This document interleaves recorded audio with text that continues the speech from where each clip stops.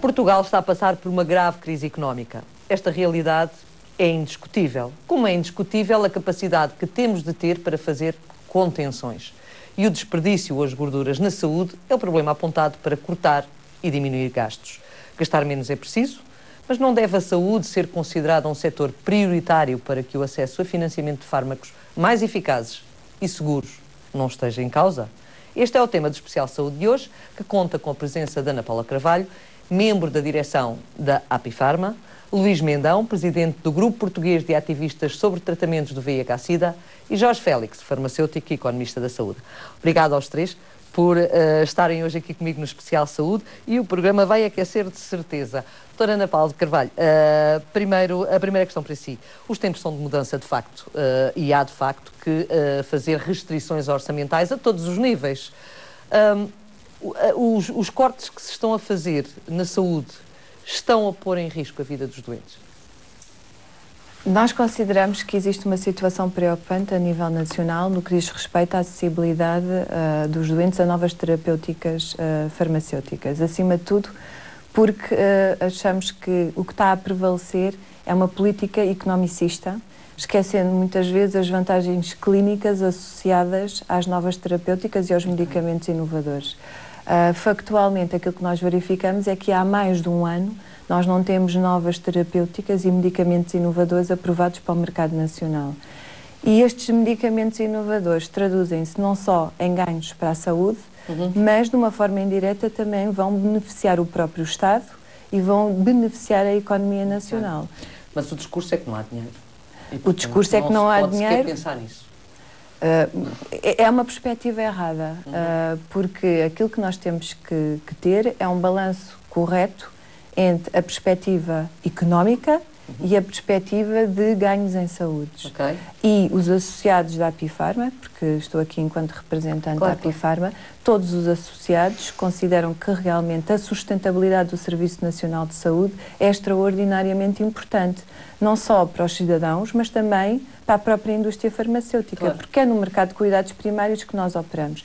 E estamos disponíveis, e já o demonstramos no passado, daí termos assinado com o antigo governo protocolos de estabilidade e de entendimento, com perspectivas de devolução de quantias financeiras consideráveis, se os tetos e aquilo que se considerasse que era execuível ter em termos de poupanças, que estariam lá. E ao longo destes 3 anos posso partilhar consigo que a indústria farmacêutica já deu ao Estado e a esta nação mais de 500 milhões em poupanças. Portanto, nós estamos disponíveis e achamos que existe a possibilidade, atingindo poupanças com a entrada de novos medicamentos no mercado português. É possível ter um equilíbrio entre ambos. Luís Mendão, é um doente, mas é também uma pessoa ligada politicamente a todas estas atividades da política de saúde e do medicamento.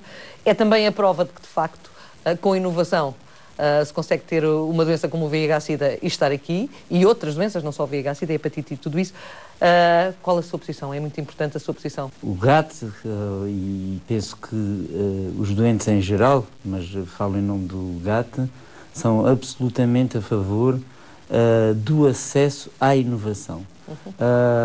Pensamos, no entanto, que o acesso à inovação tem que ser sustentável pelo Sistema Nacional de Saúde. Tem que haver equidade e tem que haver universalidade no acesso de todos os doentes que precisam. Nós temos estado a ver uma situação muito grave de ruptura do sistema de distribuição, por exemplo, na área do VIH, em alguns hospitais, onde nem sequer o problema se coloca em relação ao que é prescrito, é em relação à disponibilização dos medicamentos. Não estão a ser dados, em alguns casos estão a ser dados de 10 em 10 dias, e imagino que para alguém que vive fora da cidade ou da vila onde está o seu hospital, ter que se deslocar para medicamentos que tem que tomar toda a vida, de 10 em 10 dias ou semanalmente. Claro. há doentes a abandonar. E o que é que acontece a esses terapêutica. doentes, Luís Mendão? Nós estamos muitíssimo preocupados. Tivemos uma reunião hoje com o Secretário de Estado da Saúde, onde manifestámos, com o Dr. Leal da Costa, onde manifestámos as nossas preocupações e a nossa exigência de uma resolução rápida deste cenário. Temos, enfim, julgo que fundadas esperanças de que a breve prazo a situação se resolva. Okay. Isso inclui serviços que fecharam e serviços que estão com problemas na encomenda, na autorização da encomenda de reposição de estoques. Portanto, a situação não é risonha, digamos assim, presentemente para os doentes. Não é risonha, é muito grave. É muito grave, é mesmo muito grave. Eu já não queria chegar a esse ponto de dizer que era muito grave e, portanto, é Luís Mendão a dizer que é muito grave. Então, Jorge Félix, bem-vindo também.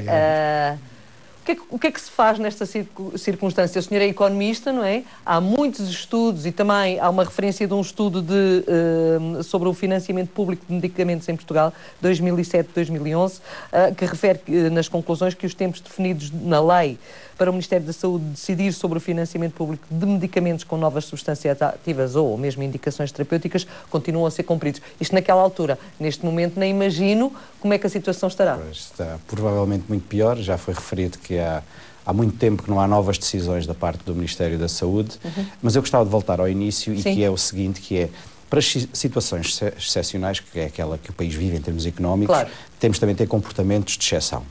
E parece que começa a haver um pouco a tendência para uma certa anarquia, entre aspas, de pensamentos, de correntes e de haver muitas ideias de como resolver a situação. E eu acredito que começa a fazer falta aqui uma linha orientadora de fundo que garanta a estabilidade e o acesso aos medicamentos. Pois, o Ministério da Saúde não chega. Houve-se muitas notícias, não é? Iniciativas vagas, mesmo dentro do próprio Ministério, e isso depois gera intranquilidade na população. Claro. E eu acho que essa intranquilidade depois se começa a propagar por todos os agentes do setor e não é benéfico para ninguém. Bom, o país consegue, seguramente, como os outros países que também têm problemas e dificuldades económicas, manter um certo nível de acesso a medicamentos inovadores sem compromissos da sustentabilidade do sistema. É possível. Agora, de forma ordenada, como é óbvio. E diga-me outra coisa, a saúde não devia de ser uma área prioritária? Porque, assim, parece que não é. E penso que aqui, quando digo isto, não estou sequer a pensar no Ministro da Saúde, estou a pensar mais acima, sei lá, no Vítor Gaspar, Ministro das Finanças ou qualquer coisa assim. Parece que não é a saúde um setor prioritário. Não devia disso ser tido em consideração? Eu acredito que sim. A saúde e a educação são a base do desenvolvimento das populações. Uma população saudável é uma população que produz, uma população com um nível de educação elevado é uma população que produz e que é competitiva face aos outros países. E estas deviam ser, entre aspas, as prioridades nacionais, naturalmente sem esquecer as outras áreas do setor da sociedade. Estamos a falar de uma situação de crise, não é? Exatamente. Agora, eu também considero que no setor da saúde temos que voltar a recentrar aqui o debate nesta questão. Parece que há um foco excessivo na questão do medicamento, quando o setor da saúde não é só medicamento. Bom, os medicamentos, em termos genéricos, na despesa do Ministério da Saúde, representam qualquer coisa como 23% da despesa global. Da despesa global. Ora, isto é como se nós estivéssemos a gerir o nosso orçamento de casa, não é? Bom, se nós quisermos poupar tudo apenas numa das rubricas, provavelmente vamos ter muita dificuldade em fazer a poupança só por uma das vias. Se não comermos peixe, pronto, vamos só comer carne ou saladas, não é? Era bom também que começasse a haver também uma preocupação com outras áreas. Há bem pouco tempo houve um estudo que nós também colaborámos com o Tribunal de Contas, que revelou que existem ineficiências importantes ao nível, por exemplo, dos hospitais portugueses. É possível ganhar em eficiência. E aquilo que se pretende neste momento no país é, essencialmente, ganhar a eficiência. Ainda há gorduras instaladas que é possível retirar ou já não? Os estudos dizem que sim. Dizem que sim. Não é a tua gordura. Luís Mendão. Luís Mendão, esta conversa faz sentido? Ou seja, é de facto possível que a saúde seja vista de outra maneira por quem de direito? É de facto possível e é desejável, mas eu penso que, apesar de tudo, existe algum compromisso, e pelo menos quero crer que existe, com a saúde em Portugal e que ele se mantém. Devo dizer que concordo com muitas das ideias e com a ideia de que o controle de gastos tem que ser feito em todo o sistema da saúde, em ganhos de eficiência, etc., e não apenas nos medicamentos, mas estou de acordo que nos medicamentos também. E, para dar um exemplo, nós temos em Portugal uma situação grave na minha área, que é a área do VIH-Sida, em que, sendo não sei qual número de economia, somos o 6º mercado europeu, imediatamente a seguir à Itália, à França, ao Reino Unido, Alemanha e Espanha. Portanto, de facto, Portugal compra medicamentos a um preço muito parecido com aquilo que se pratica neste momento no Reino Unido, na Alemanha, etc., por força do mercado único, e nós pensamos que se tem que encontrar mecanismos para garantir alguma diferenciação nos custos destes medicamentos em Portugal.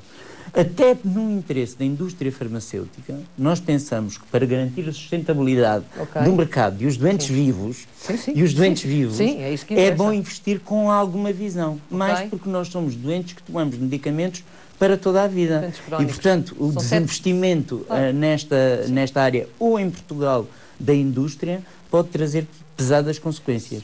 Eu julgo que vai haver um esforço para regular o problema da dívida enorme de 3.000 e tal milhões de euros há um plano a ser preparado. Terá como consequências, e não uma situação como a que aconteceu na Grécia, paga em títulos do Tesouro, que não valiam nada. Portanto, penso que de facto nos devemos sentar, discutir, saber transparentemente quais são os modelos propostos, qual é a orientação política em relação a esta situação, mas penso que devemos discutir. Eu sei que a doutora Ana Paula quer dizer, diga que eu queria intervir essencialmente naquilo que diz respeito ao preço dos medicamentos em Portugal. Efetivamente, aquilo que nós verificamos é que os preços em Portugal já estão abaixo daquilo que é a média europeia. E de uma forma muito pragmática, basta constatar a nível do próprio Infarmed que o número de reclamações por falta de medicamentos a nível das farmácias de retalho aumentou consideravelmente nos últimos anos. E aquilo que se verifica é que está a haver uma exportação para outros países, exatamente porque o preço do medicamento em Portugal é consideravelmente inferior. E existem regras que a indústria cumpre. Nós temos o cálculo, dos 3 países, o cálculo exatamente, temos o cálculo de preços em função dos países de referência, que irá mudar, e temos novos países. Além disso, a indústria está a dar um desconto de 6% sobre o preço dos medicamentos e um desconto de 7,5% sobre o preço, por exemplo, dos medicamentos biológicos. Portanto, há uma série de iniciativas que vêm demonstrar que o preço do medicamento é inferior e que há boa vontade em relação à média europeia. Posso só clarificar uma coisa? De facto, isto é verdade. No entanto, nós quando nos estamos a referir aos medicamentos inovadores, estamos a se referir sobretudo a medicamentos de dispensa exclusiva em meio hospitalar, na farmácia hospitalar, e que são comparticipados a 100%. Sida, cancro e biológicos, etc. Mas serão estes as três... Peço desculpa, é porque eu acho que é importante informar quem está em casa a ouvir. Sim. Os próprios medicamentos exclusivamente hospitalares, onde nós temos os medicamentos órfãos, HIV, oncologia, e portanto, e determinadas situações que o medicamento só é administrado em ambiente hospitalar, nós não temos um descontrole orçamental no que diz respeito ao custo desse medicamento. Nós temos um sistema que é a pré-avaliação dos medicamentos hospitalares, em que o número de doentes a tratar é pré-definido, o preço a que esses doentes vão ser tratados é pré-definido e, portanto, que existe muitas vezes limites ao volume de vendas por parte de quem vai introduzir o novo medicamento, com situações de retorno de receita para o Estado se ultrapassar aquilo que são os acordos. Portanto, também existe uma pré-avaliação para medicamentos hospitalares. Também para os hospitalares. Concordas? Já lá vou, doutor. Eu devo dizer que sei que assim é e concordo. O problema é que aqui nós temos uma situação onde os medicamentos são pagos a 100% pelo Estado. Portanto, não há nenhuma regulação do mercado adicional. E, portanto, aqui, o problema que a Pifarma levanta, com razão, em relação aos medicamentos que são distribuídos por via do retalhista, não se levanta nas questões hospitalares. Ou seja, é possível controlar a exportação paralela na questão dos medicamentos de dispensa hospitalar, enquanto que, de facto, nos de farmácia, e sabemos isso, há a exportação e importação paralela. Dr. Jorge Félix. Não, a questão do preço dos medicamentos, quem regula o preço dos medicamentos em Portugal é o Ministério da Saúde. Okay. Direta ou indiretamente, é sempre o Ministério da Saúde que faz a regulação dos preços. Quer nos medicamentos do ambulatório, quer nos medicamentos do hospital, o preço que é praticado depois, finalmente, nunca é superior àquele que é acordado entre as empresas farmacêuticas e o Ministério da Saúde. Okay. E essa avaliação que é feita, como a doutora Ana Paula referiu, é sempre feita em referência ao exterior. No fundo, na prática, o preço visível, por assim dizer, a praticar nos hospitais, quer no ambulatório, está sempre indexado a preços inferiores aos preços mais baixos da Europa. Naturalmente que o mercado hospitalar, como é um mercado em que, no fundo, o número de clientes são os hospitais, e temos um número limitado de hospitais, temos cerca de 68 ou 70 hospitais, se não estou em erro, no Serviço Nacional de Saúde. Óbvio que o problema da questão da importação paralela não se coloca. Não se coloca aqui. O que tem surgido muito no mercado é precisamente as questões da dificuldade, da acessibilidade que existe, precisamente por este sistema de avaliação que está neste momento montado. Dr. Jorge Félix, diga uma coisa, seria benéfico para Portugal, neste contexto, ser criado um NICE, à imagem e semelhança do que existe em Inglaterra, que é, no fundo, um centro minimamente independente, porque também foi criado com algumas ligações ao Estado, não é? Mas que define quais são os medicamentos que devem ser, pois, portanto... Neste momento, esse papel é desempenhado pelo Infarmed, não é? Tá bem, mas deve ser assim agora, ou não? Ou deve ser algo exterior? Pronto, isto é uma opinião pessoal, naturalmente, sim, claro, não é? Não vinculativa a ninguém, mas eu argumento que sim, que o sistema inglês, pela forma como funciona, é um sistema, acima de tudo, bastante mais transparente que o sistema que temos neste momento em Portugal, e bastante mais expedito, e curiosamente, quando não se geram as condições do Ministério da Saúde em Inglaterra financiar um produto pelo preço que inicialmente é proposto, há sempre mecanismos alternativos, através de esquemas de acesso privilegiado, para grupos muito restritos de doentes, ou por esquemas de partilha de risco, em que se responsabiliza também, no fundo, o fornecedor, neste caso a indústria farmacêutica, para que, com o objetivo final de que o doente tenha acesso a esses mesmos medicamentos. Eu perguntei isto pelo seguinte, porque, como todos vocês conhecem, foi criado um grupo de 14 hospitais, neste momento não sabemos se já são 14, se já são mais, porque isto não é muito claro. No norte do país, penso eu, comandados pelo Hospital São João, ou por pessoas ligadas ao Hospital São João, que criaram um documento sobre política comum para o uso racional de medicamentos, que eu tenho aqui, que vou mostrar assim. Eu só tenho o anexo, só consegui o anexo, porque acho que há uma outra parte. E, portanto, este documento vai juntando, digamos assim, hospitais que estão de acordo com as guidelines que ele estabelece. Ora bem, à partida que eu saiba, não foram mandatados, estes hospitais não estão mandatados nem pelo Ministério da Saúde, nem pela Direção-Geral de Saúde, nem pelo Infarmed, nem ninguém. Criaram-se, digamos assim, estabeleceram as regras e vão cumprir estas regras. Isto é legítimo, ou seja, estamos aqui a criar uma divisão norte-sul, ou estamos aqui... Isto não é perigoso? Infelizmente a informação que está disponível é muito escassa, não é? Não se percebeu muito bem o que é que significa esse agrupamento de hospitais. Também não se percebeu muito bem se isso é uma central de compras, se é uma nova, um NICE, ou mini NICE à portuguesa, não é? Sim. Uma nova agência de avaliação de tecnologias da saúde. Quer numa, quer noutra situação, nós já temos estruturas centrais para fazer esse papel. É bom recordar que a CSS tem uma estrutura também recentemente criada, para fazer compras centralizadas. Por outro lado, temos o Infarmed, que faz as avaliações das tecnologias da saúde. Ora, se há um género de um agrupamento que não concorda no fundo, com aquilo que está a ser feito neste momento no país, eu acho que temos aqui um problema que não sei como é que vai ser solucionado. Mas não, eu quero a opinião dos três sobre isto, porque de facto isto é complicado, não é? Eu de facto devo dizer que em relação à iniciativa dos hospitais do Norte, que não conhecemos em todo o detalhe, gostaria de dizer que ela, do nosso ponto de vista, tem que chegar um momento em que seja pública, clara, transparente e que os dados sejam acessíveis. Portanto, isso concordamos todos. Não posso comentar muito para além desta questão. O que acontece neste momento, na minha área, a área de VIH, das hepatites, etc., é que cada hospital tem as suas próprias guidelines. Ou seja, não há respeito pelas guidelines nacionais e internacionais em muitos dos hospitais portugueses. E, portanto achas que... Eu acho que é importante que se trabalhe, seja no Norte, no Sul e no Centro, não te choca, em todos os lados, no sentido de criar orientações dentro do que é o conhecimento científico e a melhor prática clínica para que se consigam preços, bons preços, mas também equidade. Ou seja, não faz sentido que um doente tratado no norte ou no sul sejam tratadas de modo diferente. Mas havendo organismos e havendo instituições que podem fazer esse serviço, ou podendo ser criada uma outra, não achas que isto é perverso? Ou seja, vamos criar porque sim. Mas voltamos ao sistema hospitalar, não é? Sim, sim. Porque sim. Eu não me sinto competente para falar do sistema de ambulatório. Sim, sim.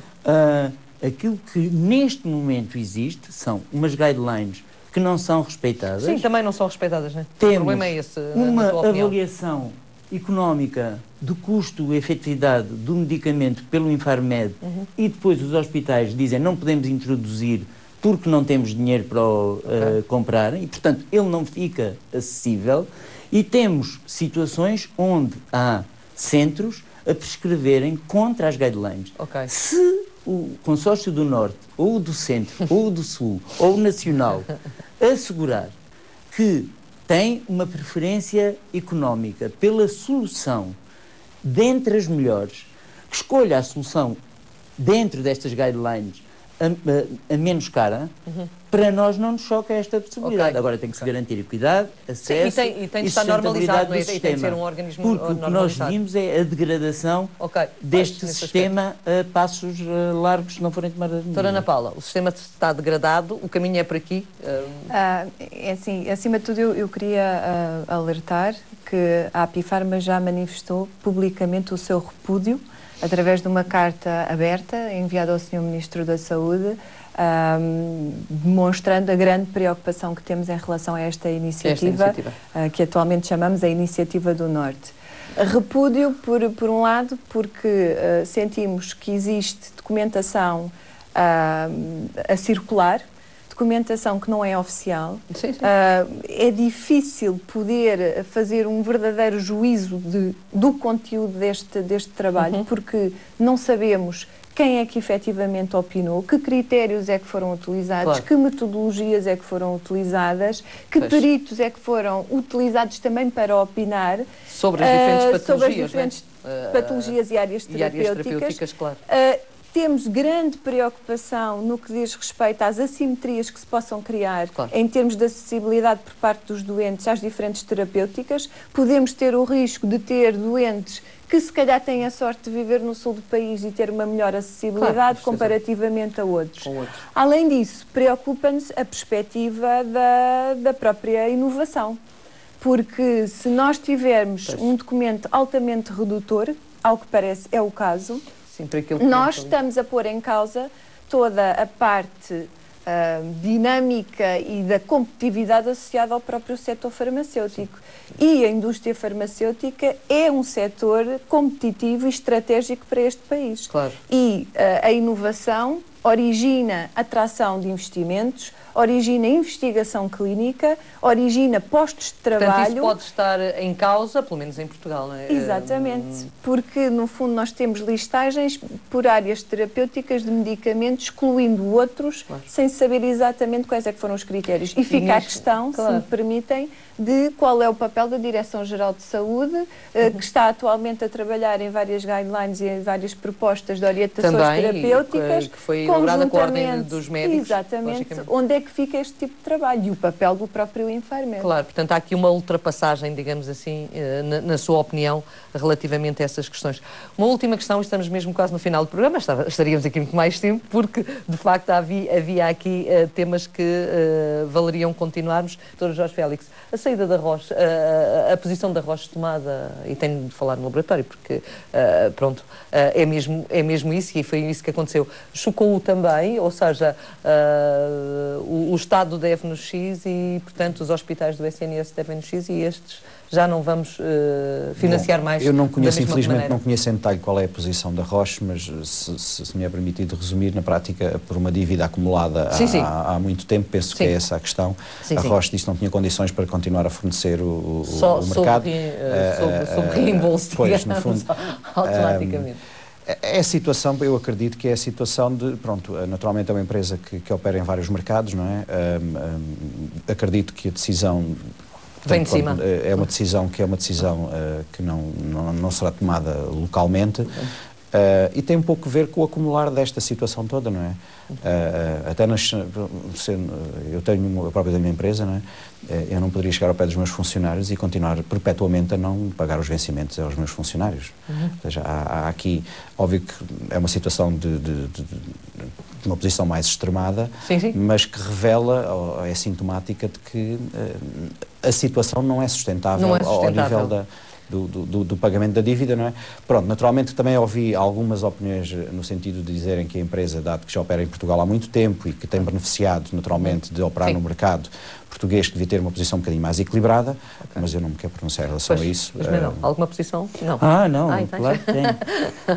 Eu não acho aceitável que a Roche tenha interrompido o acesso aos medicamentos, sobretudo quando são medicamentos essenciais para a vida dos doentes. Acho verdadeiramente que a Roche tem dimensão, percebe perfeitamente o problema, perfeitamente que se faça uma pressão para que se encontre um mecanismo para a regularização da dívida, que será uma dívida nacional que também terá que ser regularizada e controlada, e, portanto, o nosso apoio todo a todos os esforços que o Ministério faça no sentido de regularizar a dívida com as farmacêuticas, penso que isto pode demonstrar a não consideração pelas pessoas que se dizem querer servir ao assumir esta posição. Não penso que o equilíbrio financeiro da Roche Internacional esteja em causa com a dívida dos portugueses. Mas como alguém me disse já, aqui há 3 anos ou 4 anos atrás, seria impossível da Roche sair de Portugal, porque o facto de Portugal estava na Europa e nem sequer se colocaria em causa. E aí quem ficaria mal em todo este processo seria a Roche. Hoje, internacionalmente, uma vez que estamos na situação em que estamos, é muito mais fácil a indústria farmacêutica sair de cá, porque tem condições para isso. Portanto, não há dinheiro, portanto, vamos embora. E são as casas-mães internacionais a dizerem isso. Isto tem alguma realidade ou não, doutora Ana Paula? A senhora que está ligada, de facto, à indústria farmacêutica. Faz parte da nossa realidade, mas o que é preocupante é que nós estamos a falar de uma dívida que já ultrapassou os 1.000 milhões de euros. Isto implica um ano de fornecimento de medicamentos sem qualquer tipo de pagamento. Nós temos hoje em dia situações altamente preocupantes de ruptura de empresas que a qualquer momento podem fechar as portas. Portanto, não será só a Roche a tomar esta posição, se calhar? Não será só a Roche que está a viver momentos mais difíceis. Um ano de fornecimentos sem qualquer pagamento é insuportável ao fim de tanto tempo. A indústria nacional, por exemplo, sente esta situação, se calhar mais que as outras, não é? Quer dizer, porque toda a indústria está numa situação de grande asfixia, porque é insustentável manter uma dívida sem qualquer pagamento. Agora, a Apifarma está muito expectante em relação às últimas notícias que foram divulgadas por parte do Sr. Ministro, de que espera, a partir de abril, iniciar o pagamento aos fornecedores. Portanto, nós estamos e fizemos um voto de confiança que realmente esses pagamentos se iniciem em abril. Vamos prometer que, a partir de abril, voltaremos a encontrar-nos para ver qual é o plano, como é que é o plano de pagamento e se, de facto, vem aí há momentos bons para os doentes, de facto, aqueles que precisam. E não nos esqueçamos que temos 700 mil doentes crónicos em Portugal e alguma coisa terá de ser feita obrigatoriamente. Muito obrigada aos três por me terem acompanhado. Vamos agora à leitura. A proposta da editora Lidl é o livro Ecocardiografia Transtorácica, coordenada pelo cardiologista Nuno Cardim. Ler faz bem à saúde, já sabemos, e a editora Lidl tem um espólio considerável de livros médicos e de saúde. O espaço Harvard Medical School Portugal vem já a seguir. Aposto está o professor António Vaz Carneiro. O mito que vamos analisar esta semana é este: o açúcar provoca hiperatividade nas crianças? Verdade ou não? A resposta já a seguir. Eu despeço-me por hoje. Obrigada pela preferência, espero por si. Até para a semana.